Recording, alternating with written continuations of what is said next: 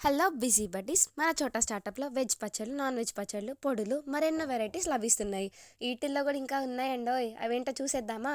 Veg పికిల్స్లో మామిడికాయ, టమాటా, అల్లం, గోంగూర, ఉసిరికాయ, కాలీఫ్లవర్, క్యారెట్, వంకాయ, నిమ్మకాయ, పుదీనా పచ్చడి, కాకరకాయ.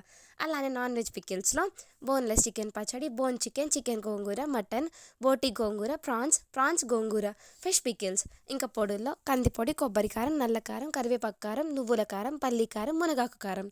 ఇంకా స్వీట్స్లో వచ్చేసి సున్నుండ, రవ్వ లడ్డు, కొబ్బరి బూరెలు, సజ్జ బూరెలు, నేతి అరిసెలు, నువ్వుల అరిసెలు, నువ్వుల లడ్డు, కజ్జికాయలు, గవ్వలు.